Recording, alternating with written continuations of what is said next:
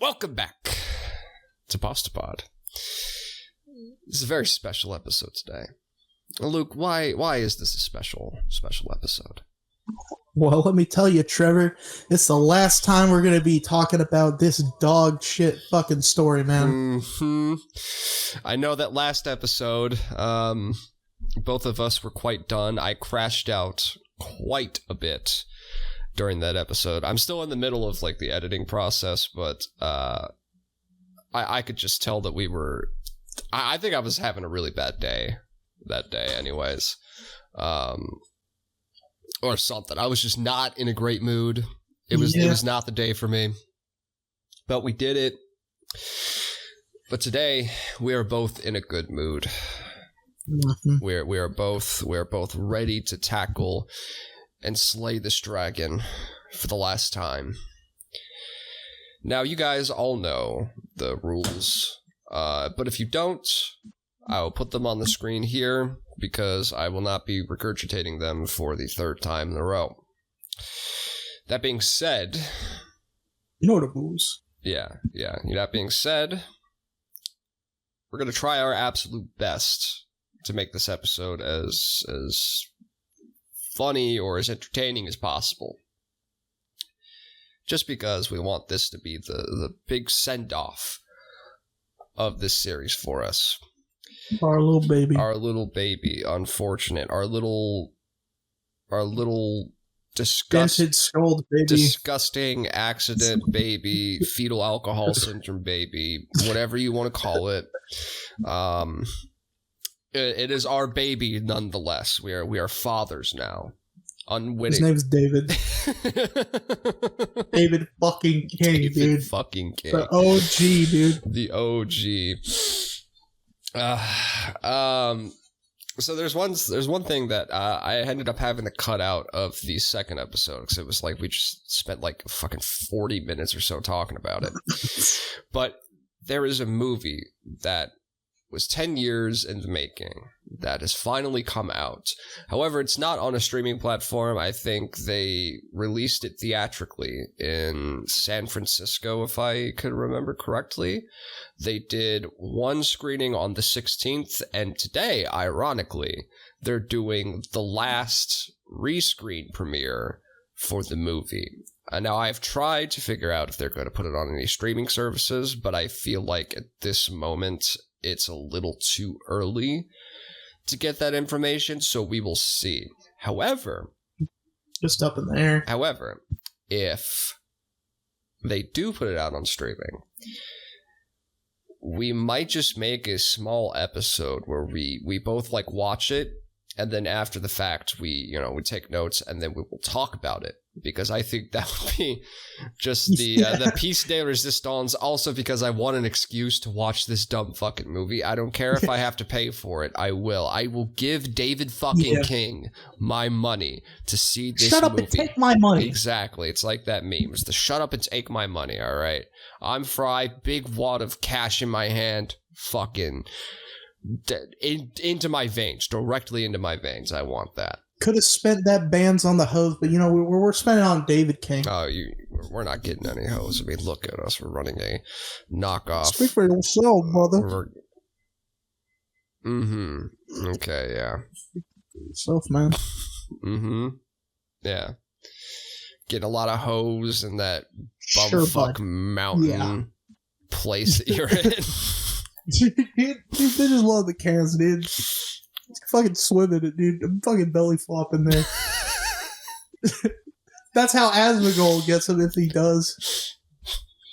If he does, like, he's probably breeding with like fucking 12 cockroaches at this point. You guys want to see the wall where I smear my blood from my gums? I don't know how he sounds. The only person from the streaming space. Do you want to see? Is that my blood smeared all over the walls? I don't think that's how he sounds. This came from my toothy. Yeah, no, I can't fuck that. I try to do vocal inflection, but yeah, no. He's fucking weird, dude. He is a very, very weird man. Well, also retarded. Yes. Shit. Well, I don't feel like there's much preamble, or at least much more preamble than this. Luke, are you ready to get into part 6, or not part 6, part 7 and part 8? You ready? Oh boy, am I ready, dude. Oh, yeah. Let's just jump into it. Let's just jump into it. Actually, one more thing. We're gonna be... We're gonna... Oh, my God. We're gonna be switching between... like alternating paragraphs in this part, because there is no dialogue at all. Oh, really? God, I'm looking at it. There is... That's like the funniest shit, dude. Like, what someone says something fucking stupid, dude. There's not a single line of actual, like, dialogue. I know for a fact there will be dialogue in the last part. That's okay. Like, I know for a fact that there will be. But I did not remember that this part was just him, like, explaining everything, I think. Entirely? Like, you're not even exaggerating? There's, like, no dialogue? No dialogue. There's, like, one part where it's, like, quoting, but it's, like... As hell, dude. There's, like, one part where he's quoting where it's, like... where it's like a hypothetical person talking, but it's not like an actual person in the story talking. So, yeah. Man. Yep. Yeah, I guess we are gonna have to be switching back and forth. We will.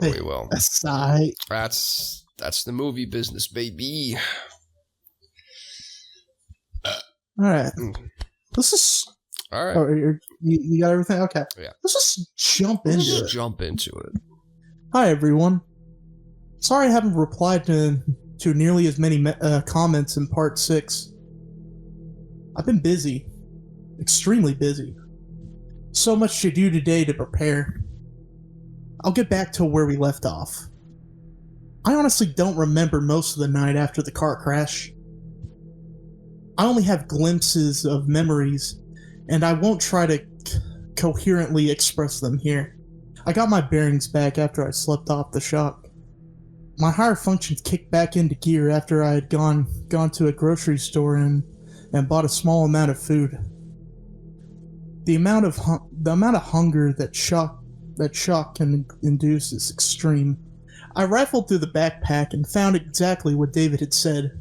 Shoes, a pair of clothes, $2,000 in cash, 100s and 20s, and a road atlas booklet.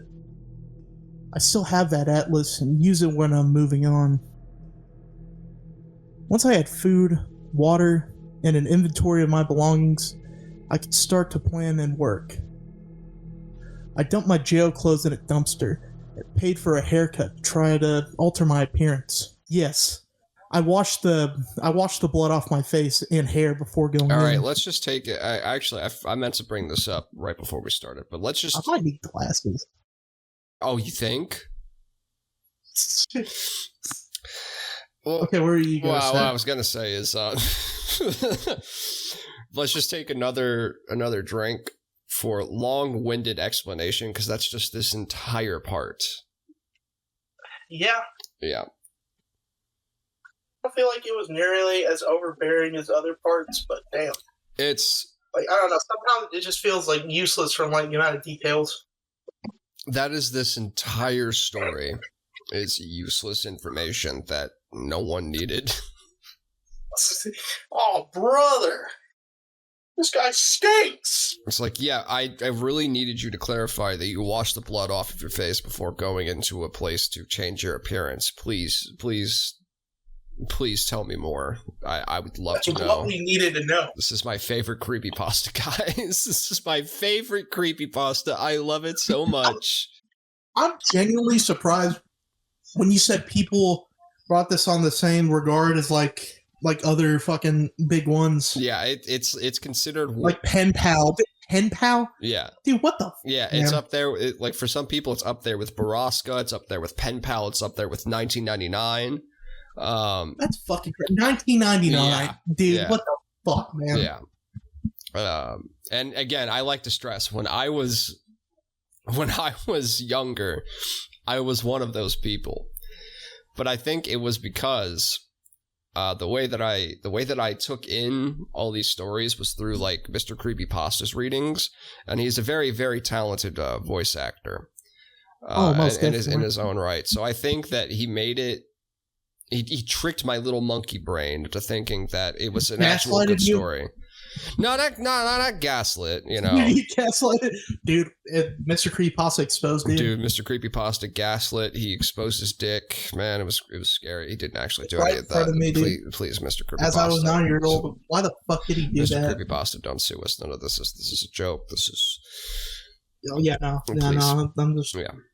When I looked in the mirror afterwards, I still recognized myself, so I paid the hairdresser to dye my hair too. I know there are self-dyeing kits that cost way less, but I had nowhere to do it. I knew I couldn't stay in town because David would know exactly where to find me. I had no idea how long this truce would last, so I had no intention of staying here one more night. I bought a bus ticket to an adjacent state and arrived only a few hours later. The town I chose was longer than the one I had come from. This was intentional, so that I could have an anonymity. This was intentional, so I could have anonymity. Anonymity. All right, I'm just gonna take over from here. The town I chose was larger than the one I had come from. This was intentional, so that I would have anonymity and a better selection of services for the homeless. This town had a soup kitchen that I could use to cut down costs as well as a homeless shelter. I knew I couldn't live long on the already dwindling $2,000, so I started going to the library and searching online for odd jobs. I had to find something that wouldn't run a background check, if at all possible, because of the manhunt that was probably going on for me. I saw nothing about it in the news yet, but it had only been a day. After a week of searching, I found a job at a CD telemarketing place that paid cash under the table. You'd be surprised how many of these there are. I hated the work, but I was out of the sun and making some money. Before I had a rundown and half-empty apartment complex to live in and paid weekly, I slept in a homeless shelter.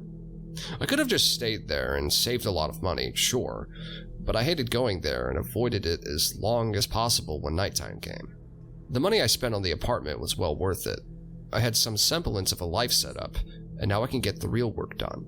During the days, I'd spent my time in the library with the cheap notebook I bought, doing more research similar to what I had done in the Walmart parking lot. I also spent a lot of time working out, trying to get stronger. Before I had the apartment, I'd paid for a gym membership and showered there instead of at the homeless shelter. I decided to keep the membership and use their machines to get a more effective workout. This is a creepypasta, by the way. Yeah, just to clarify, this is supposed to be scary. In case I need to remind you guys, creepypasta. This is on no sleep. Dude, this is like a fucking mid-drama, dude. Yeah, this is like... The plan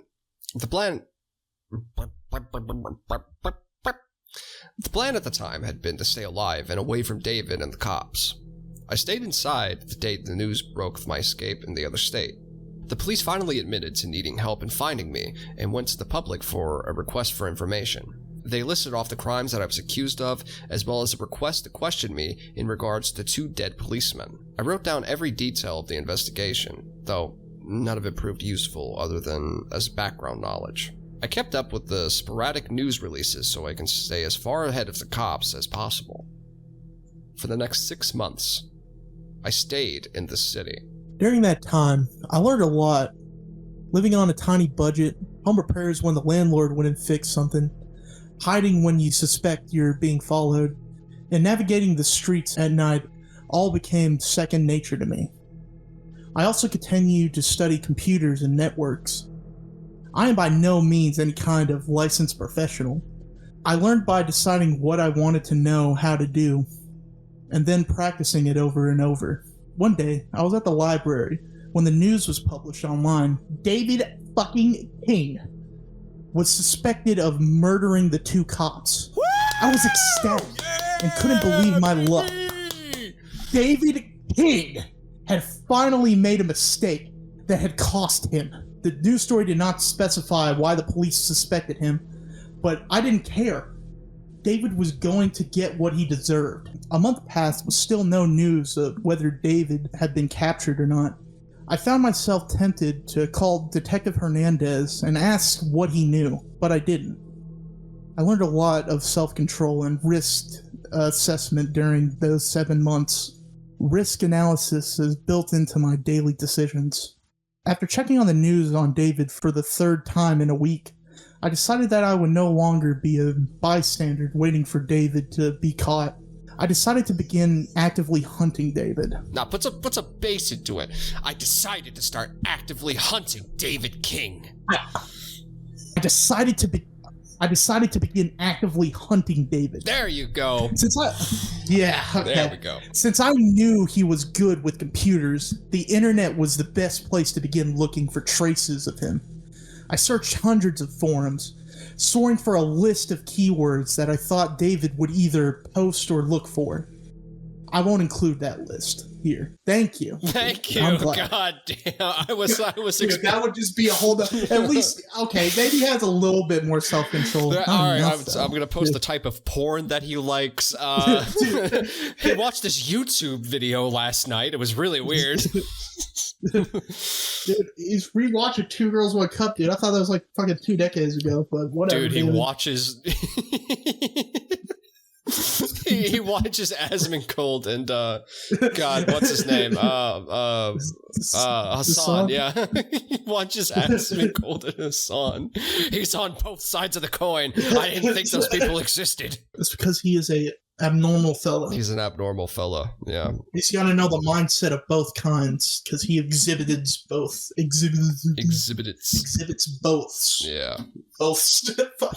Okay. It's like, I really like Asmongold's content, but Hassan is really built like me, and I feel a deep personal connection with him. He did not shock his dog. And if he did, it would be fun. He did not shock his dog. I don't believe it, all right? Ethan Klein is a dirty-faced liar. In only a couple of weeks, I found one of his online account on Stack Exchange. I took notes on everything he commented, as well as its account activity. Fortunately, he'd kept the same account for several years. Granted, it was under a pseudonym, but he'd kept it. He still uses it today. Actually, I just checked. He was logged in 7 hours ago when I wrote this. Once I found one account, it held clues to many others. He slipped out information accidentally that I could use to locate his other accounts. Post like, I've asked this question on this other forum and got no response, so now I'm asking it here. Would link to 2 accounts and reveal yet another goldmine of data for my study. I spent weeks gathering pseudonyms, post records, and IP addresses he'd used. Anything I could find with tools I had available. Some pseudonyms he used more than once, and others he created as throwaway names. The research gave me invaluable insight into the way David thinks, talks, and acts. I got to know him on a level I can never have hoped to understand from just being his friend in high school. It made my hate for him grow, not diminish. I didn't only check the regular web either. Some people claim that the deep web was a terrifying place, where people can get killed at every turn. But it isn't if you don't act stupid. I installed Tor and began doing the same data mining in the deep web. The results were fantastic. I found catalog worth of information. I was able to identify a lot of his false identities online and then map them to the fake social media pages he had created for them when he might need a cover-up. And all of this came because he insisted on using the same usernames over and over again. Why did he do that? Because he wanted people to know who he was and they interacted and respect him. Weakness. One day, just for the hell of it, I sent him a message as myself to one of his accounts. I made my email address visible on purpose. He'd need it.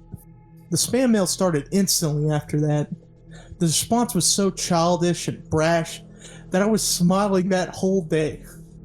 I knew that I could get to him. I also tried calling the Psychological Institute where David's records should be. If I was lucky, I could get my hands on another copy of his evaluation and study it with new eyes. There was no such luck, however. David had called them and told them not to send copies to anyone because he was the current victim of fraud. How ironic. I was able to use his accounts that were used the most to track down his location. Sometimes he'd used a VPN and sometimes he didn't.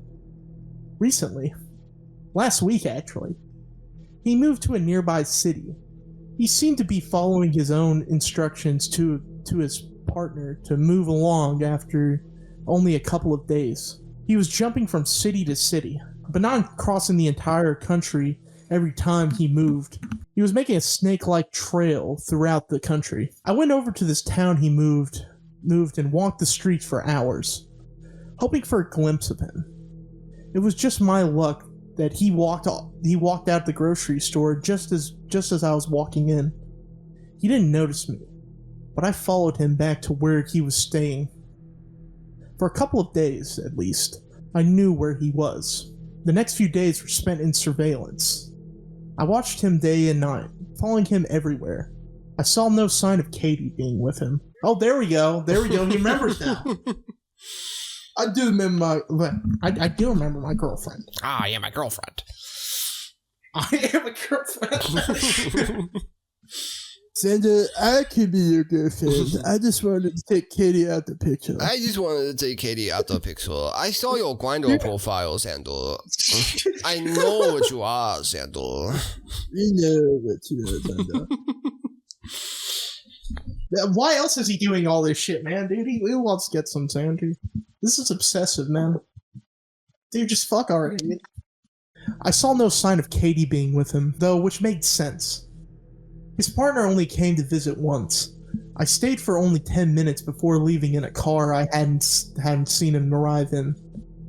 I blew my only opportunity to follow him since I had no car of my own. When David moved on, I followed him. I slept on the streets again, unwilling to let him leave my sight. I followed him around and learned so much about him from his routines and habits. I had learned so much about my enemy and my nemesis that I was finally ready to confront him for the last time. And now, everyone, we come to the crux of the story. This is the focal point of this entire series has led up to. I got this from here. Okay. Hello, David King.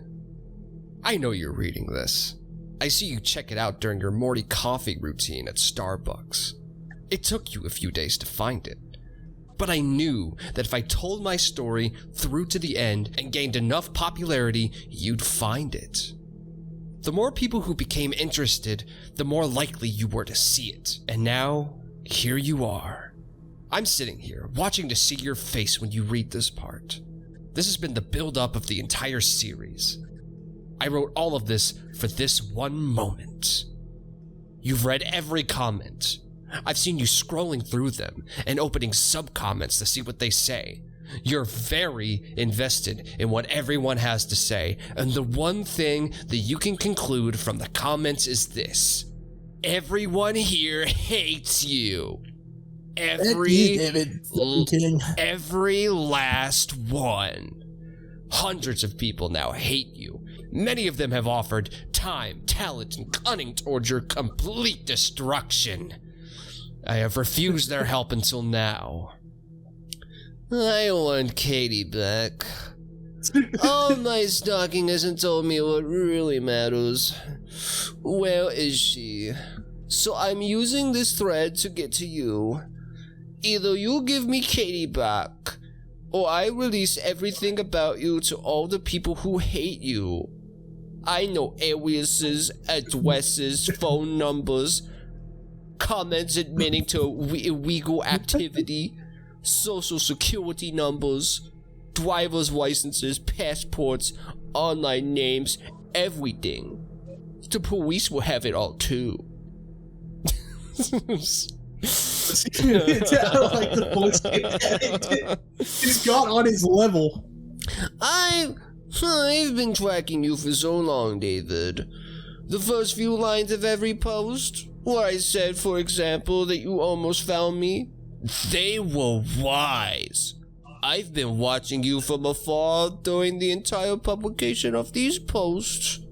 Right now, as I am about to press submit, you just bought a sandwich at Jimmy John's. The meatball sub. It's currently Saturday, July 2nd, 7:32 p.m. There's your proof that I'm nearby. Convinced yet? Bring Katie to Wells Park at 10 p.m. tonight and leave your partner behind. If you don't show, I will release all of the information I have. Dedicate the rest of my life to upload. I'll dedicate my life to being a widow. The path has told me. Dedicate the rest of my life to updating that information and releasing it to anyone here who wants to do something about it. I've set up a time release for this information.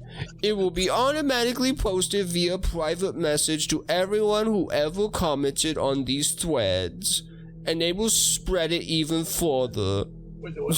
I can't keep doing this. The time to release will occur at 3 a.m. tonight unless I'm there to stop it. You need 2 people to stop it, each one with their own password. No, I won't tell you who the other person is. For everyone else here on the thread, I will have another post up in at least 48 hours. I'm giving myself a time buffer to respond in case David tries anything stupid. If I don't write an update and the information has been released, you'll know what happened. You have all asked what you can do to help me. If you receive the information, do what you need to do. See you soon, David. And that is that is the end of part 8. We're down. 7. No, yeah, sorry. That is the end of part 7, and we are going to be on to part 8. Okay, I don't know how to read, but you know how to count, brother. Yeah, that's true. I have fucked that up so many times. That's crazy. But yeah, no, I'm. It's kind of interesting seeing. It's kind of interesting to see Zander get on the same level as David. Yeah, they're almost on the same level. You could say they're almost on the same playing field. But yeah, no, God, I mean, I think you hit the nail on the head when you said that it's almost nothing without the really funny dialogue that happens. Yeah, that's what I mean. Because that's my favorite part of this whole series is part 2 or 3 and 4 that we read with Hernandez or whatever. That shit was funny as hell. Yeah, I have to admit that I much prefer the really funny bits that we can make with the dialogue, but this right here is just I don't know. I'm trying not to force any bits, but at some point it just feels like we're just reading this shit, and you could just hear the suffering in our voices. So I'm desperately trying to make something out of nothing. Yeah. Trying to make a mountain out of a mole. Trying to make a mountain out of a molehill, so to speak. But right now it's just maybe it'll change in part 7. We will see. Part 8. Oh yeah, part 8. Yeah. No, we're running it back to part 7. This is going to be a 4-hour long episode. Dude, we're gonna do it again, dude. It's like we have dementia. It's like the caretaker music playing. Fucking King. David King. Oh, it's David King. Stole my Robux, he fucked my girlfriend, and he burned his house down. I don't know why, but he did it. Alright. Take a note. Oh, wait, did you already start drinking your next one? Okay, I was gonna wait for you to choose Oh, shit, my bad. Yeah. Cheers. Cheers, brody.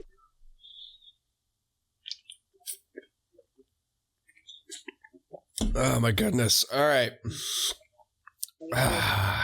Are we finally ready to get on to the last, it feels so good to say, the last part of I Dared My Best Friend to Ruin My Life. Are you ready, Luke?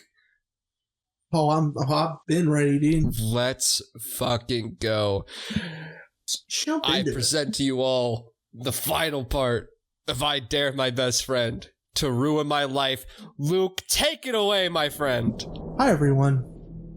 I'm alive. I'll just start telling you what happened. I'm starting to shake as I even think about writing everything down, but I have to finish this. After I posted my last update, it was go time. I've been preparing for this event for so long that it was hard to believe that I had just hit submit. I couldn't go through and comment to everyone that part 7 was up. Sorry, I had to see David's reaction. I put my phone in my pocket and watched David from across the street. He was eating dinner, just like I said in my post. His phone clearly went off because he perked up his head and grabbed his phone from the table. I'd seen his phone go off whenever I posted before, so I knew he had set an alarm. I watched his eyes scan the post with interest. Then his eyes slowly widened. I knew when he reached my favorite part because his gaze shot up and looked around the restaurant. He wrapped up his sandwich and quickly walked out of the restaurant. His eyes scanning the street while stealing glances at his phone to keep reading. It was a very satisfying scene. It makes me smile just thinking about it. I didn't follow him home. Instead, I waited for the inevitable email. Do you want to know why David was so scared of my information release? He was scared because the internet was his safe haven. He was powerful there. When we had our dare conversation, and for so long after that, I was the computer illiterate one, and he had ruled the domain. And now, I had managed to track him in his safe place. Before, I had been weak and easy to target for his games. Now that I had seriously fought back and threatened him, he was worried. The email came while I could still see him walking away. Hello, Zander. Bravo. But I'm not going to meet in public, he wrote. To be honest, I posted Wells Park online because I figured he'd want to change the location if it was a public place. And I didn't want to release the real address online. I didn't want anyone crashing the party and getting hurt. Sorry for lying. I'll be apologizing for lying a lot by the end of this post. I told him that I'd email him the new address 15 minutes before it was time to meet. He didn't respond. I didn't want him to have the address too early and show up to set any traps. He really should have countered with a location of his own, but he didn't. I stood up, time to go to the warehouse and wait. The location I had chosen used to be a warehouse of some kind. I didn't care what it had been used for, only that it was abandoned and unguarded. If David tried anything stupid, which I thought he was going to, I didn't want any more innocent bystanders in the way. I took an Uber to a suburban area a few blocks away. When the Uber left, I walked the warehouse. When I arrived, it was already 9 p.m., not completely dark yet. But getting there, I walked around the perimeter of the warehouse, looking for any sign that David had beaten me here. There wasn't any sign that I could see. I approached a side door and pulled the key out of my pocket. I unlocked the chains from the door handle and stored them just inside the door as I entered. The soundscape changed from an ambient evening in the city to a tomb. The factory had a single floor that was one big open space. High above it, catwalks ran along the rafters, all leading from the warehouse manager's office, which was a metal cube suspended at the end of the warehouse. Shelf scaffolding that had been abandoned broke up the empty space. Crates and pallets were strewn around here and there, making hiding places. I had previously come to strategically arrange them in case it come down to a firefight. That is also when I had put chains on every door. There were 4 entrances into the warehouse, not including windows near the ceiling. I had chained them all except the ones I had entered through. That was my funnel. If you've ever gone hunting for live game, you know what I'm talking about. Wait, hold on. Have you ever been hunting for live game? If you've ever... Okay, sorry. No. I was asking you, have you ever been hunting for live game? No. Neither have I. Neither have I. And so I'm so glad that he had to make that. He had to make that little add-on. Because I don't know what funneling is if he hadn't mentioned that that's something that's used in fucking, I guess, pheasant hunting or whatever the fuck. Yeah. I don't know. I guess I wanted to ask you because I don't know, I'm not the biggest hunter, but yeah. You can't know what funneling is if you're not a hunter, obviously, duh. I mean, Zander said so. Zander fucking king. Yes. Zander fucking king. They're married now. They have to be. They have to be. Actually, I'm going to spoil it for you. They get married at the end of this. Dude, they kiss at the end. Yeah, they start making out. I knew it. Xander shoots Katie right in the fucking head. Those two just start they just start fucking going at it. This story becomes like gay porn by the end of it. God if only. At the very least, I'd be able to jack off. But no. Exactly, dude. Like, that's what it's been building up to. Why the fuck is David this obsessed? You know what I mean? Yeah, there's got to be a motive. I I could be a weird kid, but I also think that, I feel like this is a nice little love triangle. I feel like this is a nice little love triangle between David, Zander, and Clark. Katie? Yeah. Oh, shit. Yeah, it's like a nice little... Oh, What do you even say Katie for? He barely fucking mentions her in the entire story. No. He ain't square no more, dude. He's taking Katie out of the picture. He mentions Clark more than he mentions Katie in this entire fucking story. Dude, that's what I'm saying, dude. Remember the jokes we were making on episode 1, dude? Oh, yeah. In the fucking Kroger or whatever, dude. That's because... Come on, guys. Yeah, I just want to fucking jack off with you, Zander. It's not gay. Maybe we just see each other's dicks. We could pair each other's dicks together, dude. Like, I'll just... it's not gay. It's just, a little bit of curiosity. Sometimes you hang out with your buddy and you make a few little secrets along the way. I don't know, man. I just feel like it would be really cool if we just, did something together. I want your hog rub against my hog. Yeah, I just want your hog rubbing against mine. It's not gay. It's just curiosity. It tingles when you do it. Stroking unison. But yeah, no, David's trying to get Clark out of the picture. That's why, he got his mommy to get him out, because it's like David wants, Zander for himself. For theorizing this, right? Well, I mean, you could theorize all you want. I know where this is going, but we know this whole time. You already know what happens at the end. It's just a big gay orgy that happens, and Katie has to sit back and watch her boyfriend get plowed. Just fucking it, dude. Dude, let's get on with the story then, dude. Yeah, let's get on with the story. There was nothing left to do but wait now. I sent him the address at 9:45. A rattling of the front door alerted me that he was here. He was half an hour late, which was an attempt to unnerve me. The door jolted repeatedly, but the chains held it shut. The only light streamed in the windows from the industrial-style street lights outside. How am I supposed to meet you here if you won't let me in? David called from outside. The hair on the back of my neck rose, despite all my preparations. It was time. David tried all 3 doors. He skipped over the only one that was unlocked until he absolutely had to. He knew what a funnel was, but he had no choice. The windows were too high and would result in a very high fall once he got in. The side door silently opened and walked in David fucking King. Oh, actually, hold on. I need to take another drink. I completely forgot about the David fucking King rule. Up until now. Shit. Yeah, okay. Yeah. Brother. Oh, okay. I gotta take another one then. I stayed where I was, behind a wooden crate stacked with pallets. If he came in shooting, I didn't want to be an easy target. Slow clapping filled the echoed room. Slow clapping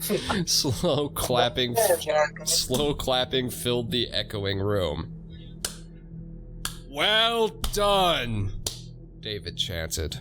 I peered through the pallets to see the door shut behind David. He was alone. Where is she? I said loud enough to be heard. I'm so very impressed with you, Zander. Completely unexpected. He pulled his phone out of his pocket. Lighting up the wall behind him, he began to read. Fuck you, David. Hashtag fuck David King. Zander, you brilliant bastard. Go get your girl. We're coming for you, David. Thousands of these, and almost all of them saying the same thing. How does it feel to have people rooting for you? Do you feel better equipped to fight me now? Where is she? I enunciated. David knocked on the door behind him and opened it. In shuffled Katie. Her face was red and shimmering with tears. Duct tape had been wrapped around her entire head several times, covering her mouth. Her wrist had also been wrapped. A band of tape also tied her ankles together, but had enough slack so that she could take small steps. A thick arm is wrapped around her neck as a tall blonde man with extremely curly hair guided her into the room. I said to leave your partner behind, I shouted. If you don't want him here, then come kill him, David said. I didn't respond. God fucking damn it. So, Zander, how would you like to proceed? You're running the show here, David called, looking around the warehouse. Send Katie forward and leave. Sorry, I don't have a guarantee you won't release all that information anyway. Come on out, and we'll discuss it on my terms. Like hell I am. David looked at his partner, and his partner used his free arm to punch Katie in the side. Dude, that's fucked, man. She cried out as best she could through the duct tape and faltered, but the blonde man held her up by her neck. We can do this all night, David smirked. I stood up. My hiding place was off to David's left, so I walked in a semicircle until I was directly in David's line of sight. Come closer, he grinned. I stepped forward until we were a couple yards apart. Look at how you changed. Your hair looks good. You should always dye it darker. You're so stoic now. Confident. Being on the run has changed you. I told you he was gay. Facts, dude. Yeah, facts, dude. You already read this. You know what's gonna happen. You should always dye it darker. You look so cute, Zander. Look at you, Zander. Yeah, look at you, Zander. You're so cute. This is what I'm talking about. I just wanted you to get a glow. Look at you. You're so toned. Oh my god, can I feel those muscles? Dude's been a twink all along. Exactly. I guess all we had to do was increase our minimum required.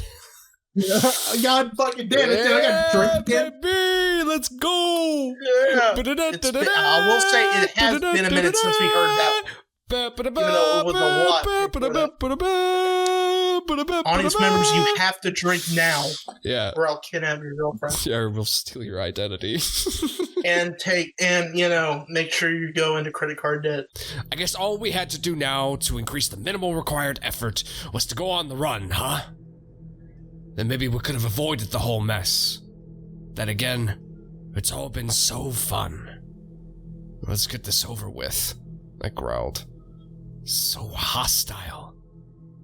What's your first term? He leaves, I said, pointing to the blonde man. Okay. David shrugged before I could process what was happening.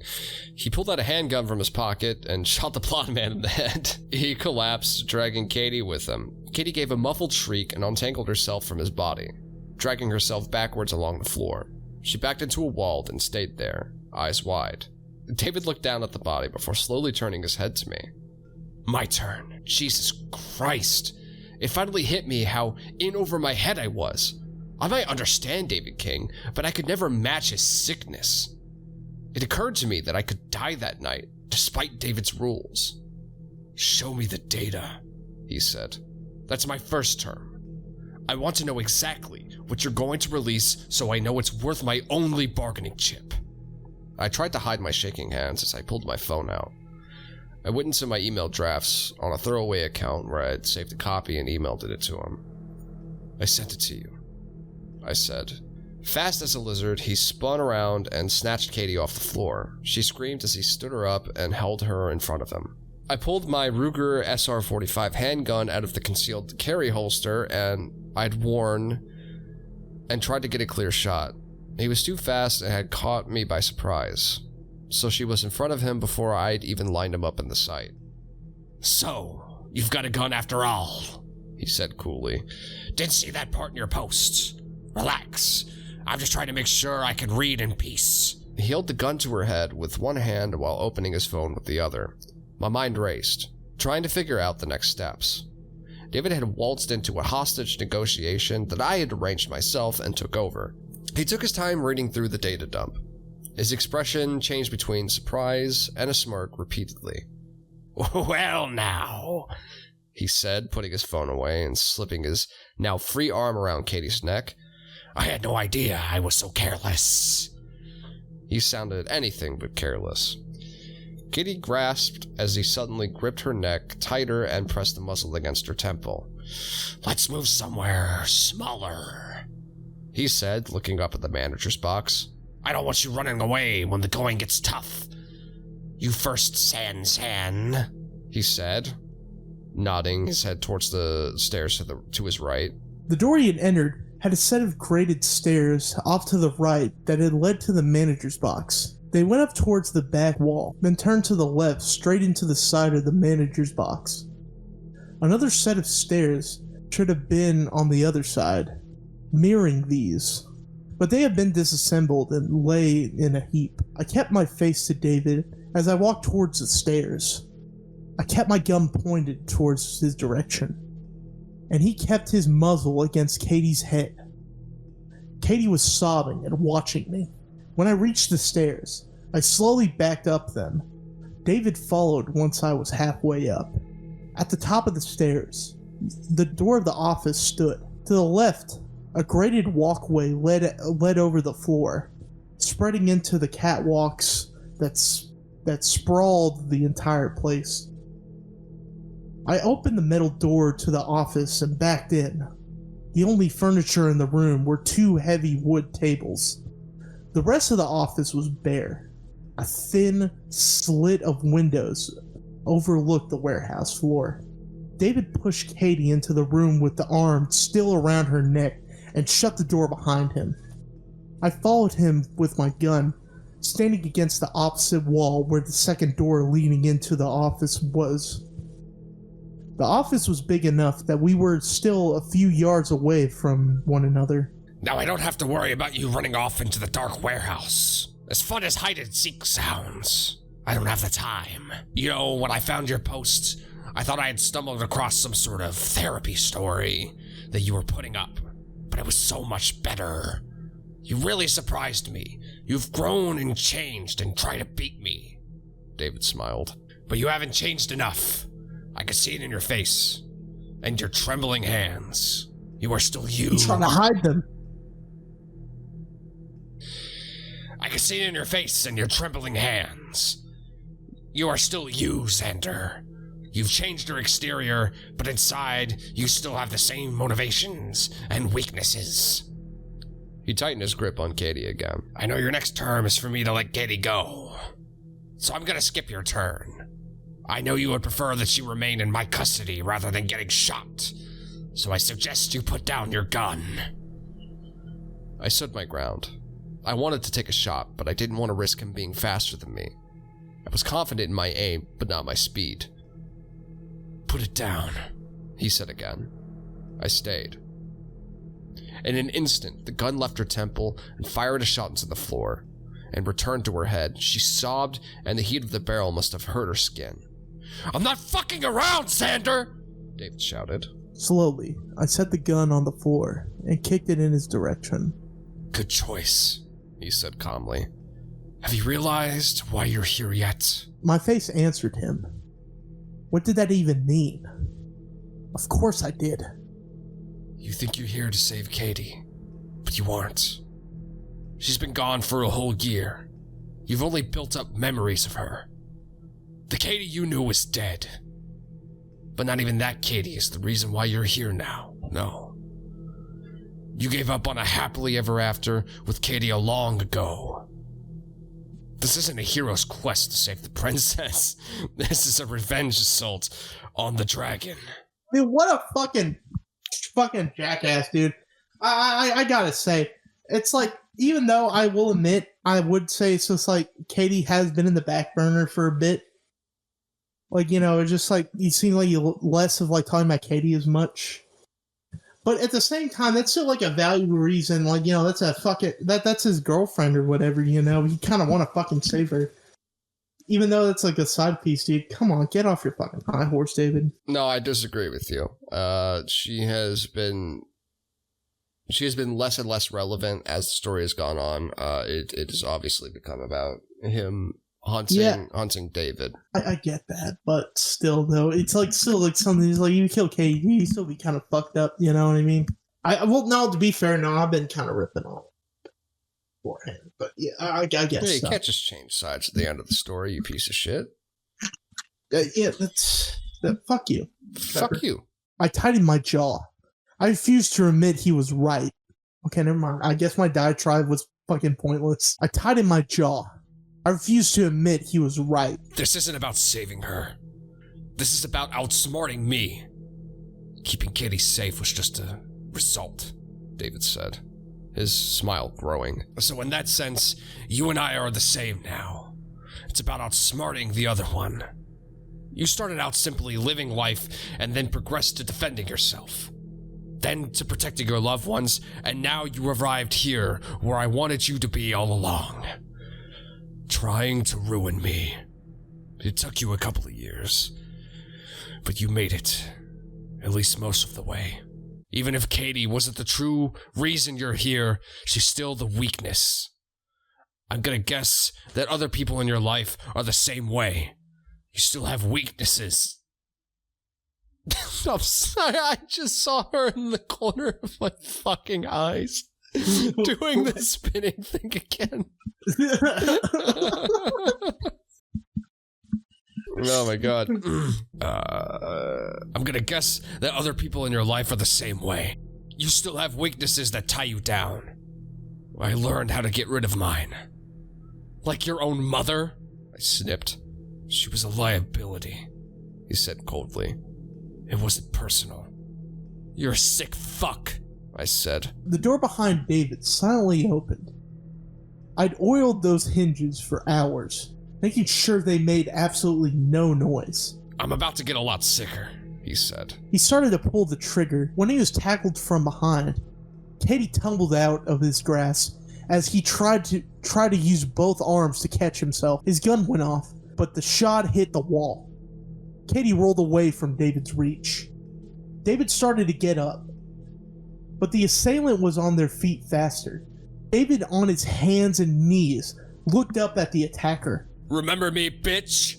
Clark cheered and then punched in a downward arc into the side of David's head. Let's go, dude. My favorite character, dude. My cracker. Boy. He's back. Dude, hell yeah, dude. Big C. The big C. Hell yeah. David dropped to the floor, but he was still conscious.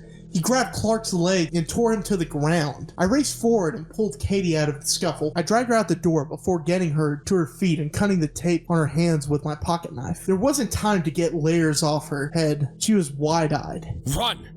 Go outside. The cops will be here soon. I turned back inside to go help Clark. Not a romantic reunion, I know, but there was still a psychopath in there. David and Clark were wrestling on the floor, throwing punches and grappling with one another.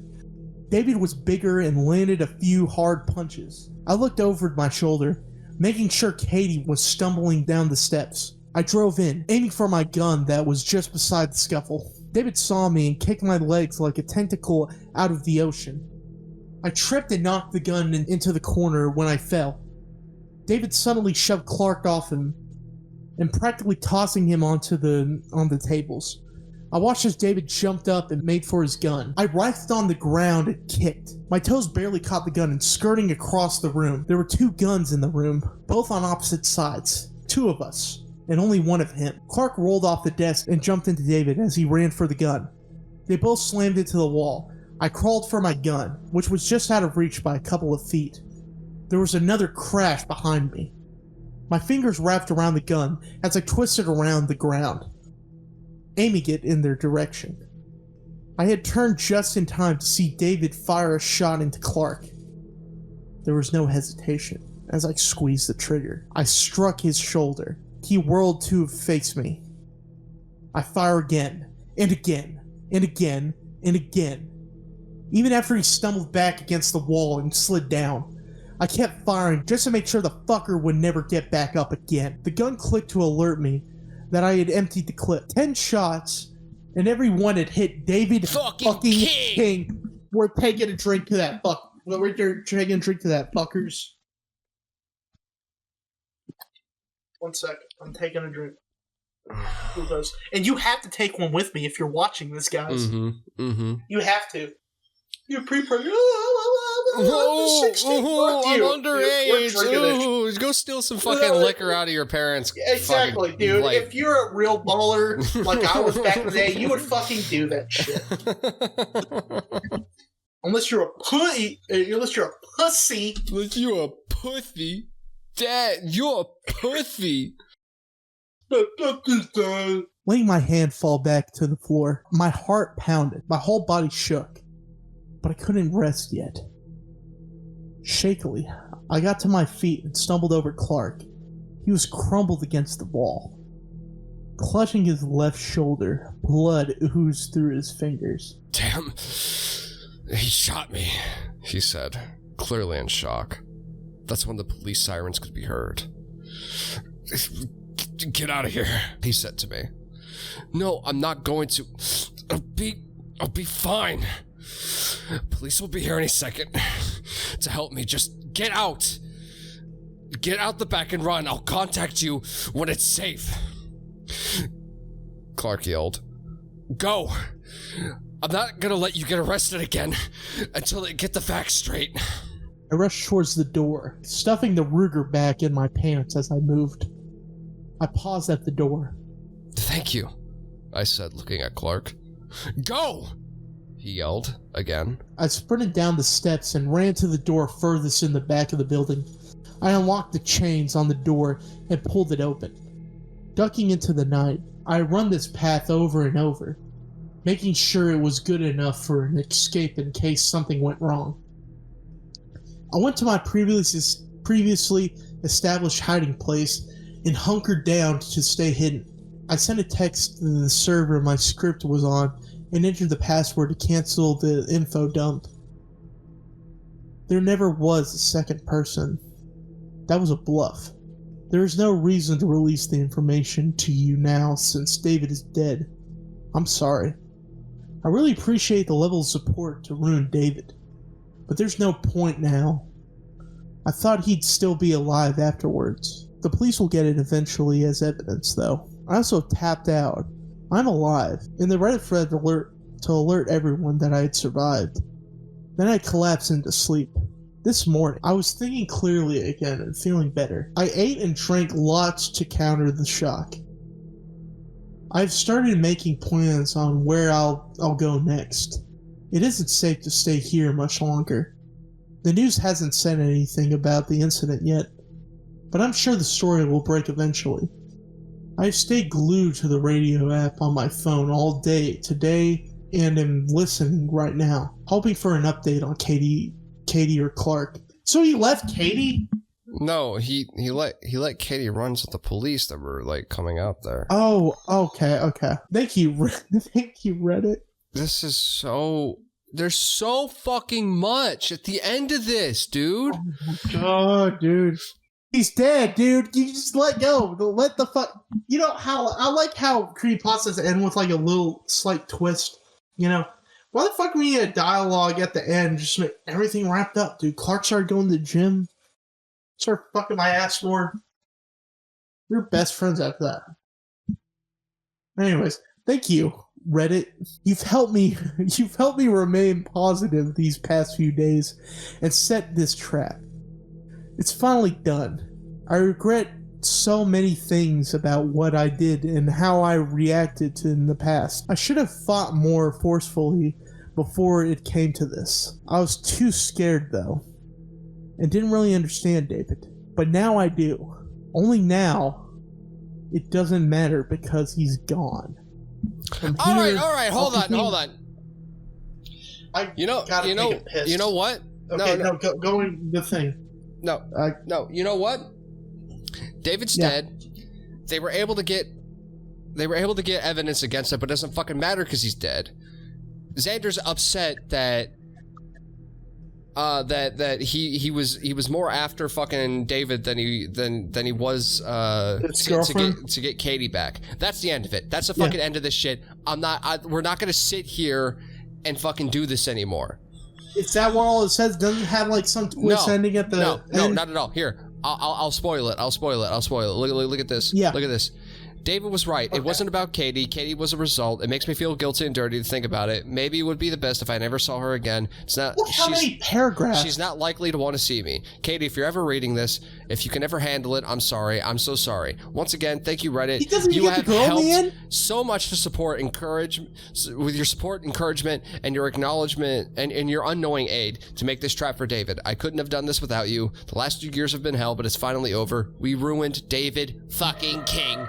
It's over. We're Great job, guys. We got one on David. Done. We are fucking done. Holy shit. God, dude. I completely forgot how much get the girl in, dude. Fucking bullshit was packed to the end of the story. Take a drink for another long-winded explanation. Go take a piss. Hell yeah. Oh, fuck. I don't got no fucking drink, but I'll drink one when I get back. Jesus Christ. Okay, I'm going to do this shot. This is the last drink, dude. This is the end, brother. So, what do you think about this ending? I think there should have been a paragraph after it ended where it explains, because if you would like to go read it, obviously we're posting the whole fucking story in the comments section. Yeah. Be my guest. It's in the description, fellas. In the description. But Jesus, Mary, Joseph, mother-loving fucking Christ, does it take him forever to explain shit? And it's just explaining things needlessly. It's just, this entire story is just over-explanation. And it's never, ever, ever anything else. The last 2 parts weren't even really that funny. I'd say this one was a little more funny than the third part. I mean, a little more funny, but I enjoyed the first 2 parts more than I enjoyed the last 2. Oh, most definitely.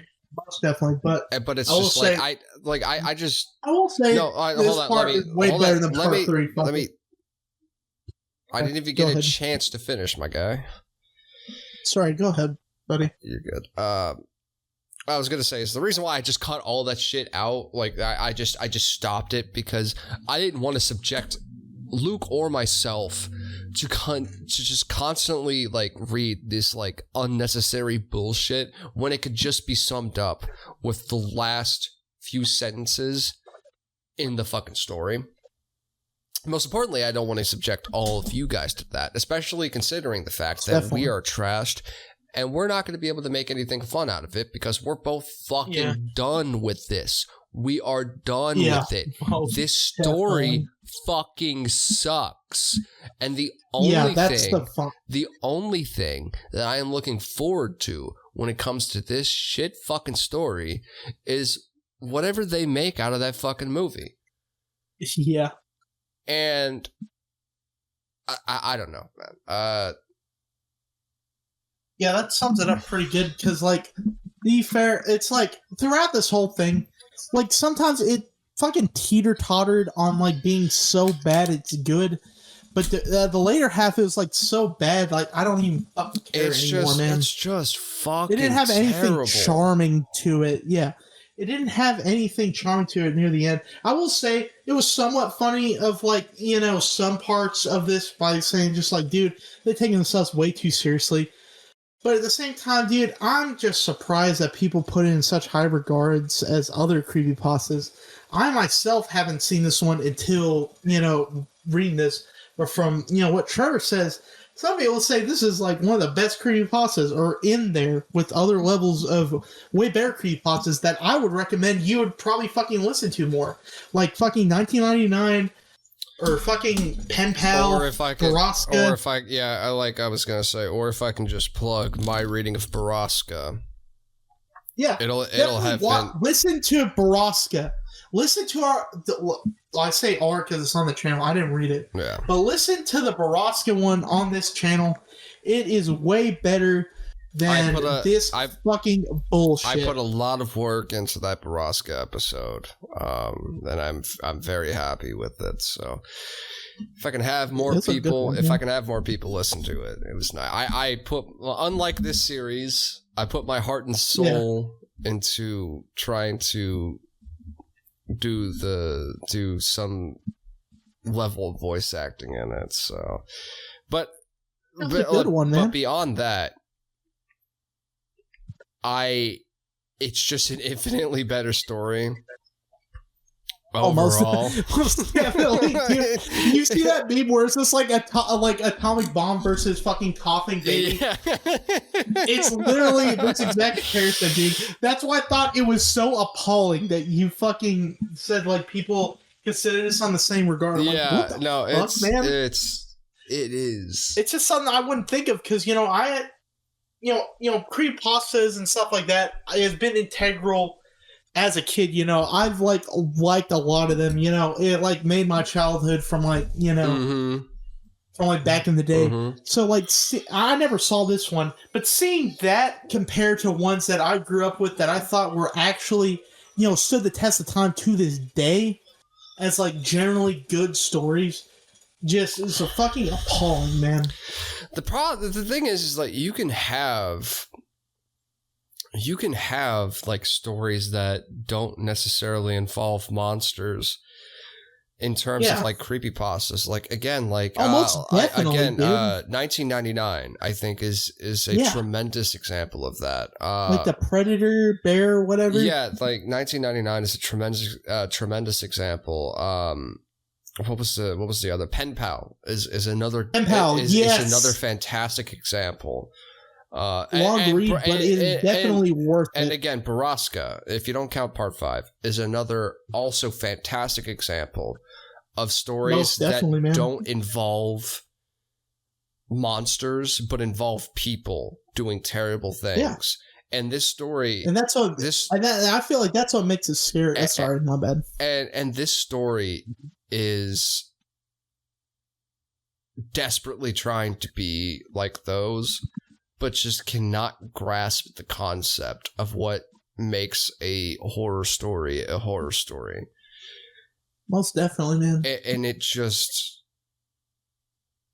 I just don't get it, man. Like, I think, again, I think you hit the nail on the head earlier when you said that this is a drama story first and foremost. Yes. This is not a creepypasta. This is a crime drama disguised as a creepypasta, and a glorified drama, and poorly written crime drama at that. And it just never ceases to amaze me the amount of slop bullshit that people will consume. And this, I would consider this slop before slop, like in internet terms, was a fucking thing, because it's just like, I just, like, I don't know who this is for. I don't know what the target audience is. And quite frankly, at this point, I just don't care. Will I pay for the movie and see it? Yes. Yes. We will. Or at least I will. And we will watch it together. I will too. Because we need to watch this if it ever comes out. Yeah. Because I feel like that would be a good send-off. I don't feel like even this part does it justice. Yeah, no. And again, like, I would be sorry for just skipping the rest of that shit, but I'm saving you guys. I'm saving you all time when I say that the very end of that, like anything after David's death is completely unnecessary. It could have been shortened to 1 or 2 paragraphs, and that could have been the end of it. But again, how the story just goes just has to be over-explained. I tried to keep faith in my mood for as long as possible, but there's only so much I can take with this shit. And I don't know, man. I can't. There's only so much fucking dog shit writing where, like, some parts are like some corny that it's funny, but it gets so fucking serious to the end where it's just like, I don't take this seriously. Like, we're literally fucking comparing to like fucking like Heath Ledger Joker, not even like in a serious way. We're just like an ironic way of like how it's fucking treated, because it seems so fucking laughable. Like, how fucking stupid this is. Apples to oranges, my friend. Apples to oranges, and this is a so we said, what are those orange. For? This is a fucking orange. And it's the most bitter, disgusting, malformed orange to ever grace God's green earth. And I never hope to visit this story ever again.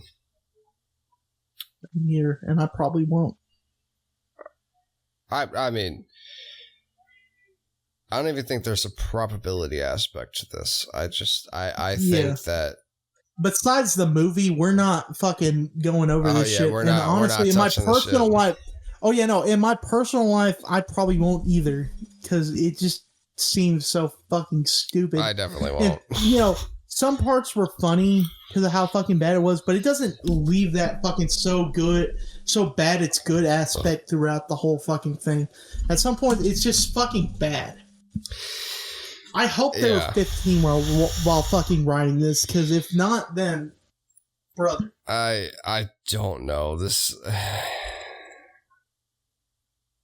I genuinely don't know, man. I'm just glad. I'm happy it's over, guys. Same here, brother. And it kills me to my it shatters my soul that this is the most popular series so far that we have on the channel. Yeah. But hopefully, with this out of the way and it done, we can finally move on to bigger and better things. Most definitely, man. It doesn't help that we decided to make this a drinking show, or I guess I decided to. I thought it would be really funny. Well, to be fair, I was going to anyways.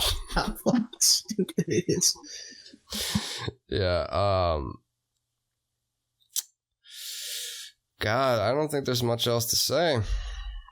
Yeah, because there isn't really much to say about that. The story fucking sucks. About the story, the story sucks. That's the review. Fuck the author. I wish nothing but the worst upon the author. I hope the author learned from this and make some better stories. No, I do not know. No. I do not keep in touch with that shit. I don't even wish that. I hope I wish great harm upon the author of this dumb fucking story. I hope they contracted terminal cancer. I hope that they had to watch their entire bloodline die in a house fire. Really anything terrible you can think of. I hope they go through Baraska in real life. I hope they go through the events of Baraska in real life and aren't able to do anything about it. With that being said, I hope you guys somehow enjoyed this episode. If you did, leave a like and subscribe. Be sure to check out the Baraska episode. Please, for the love of God. I put a lot of work into it. Really enjoy it. I enjoyed working on it. I enjoyed recording it. I enjoyed everything about it. That's just my absolute favorite story. And with that all out of the way, we will see you all in the next episode. Stay spooked. Oh boy.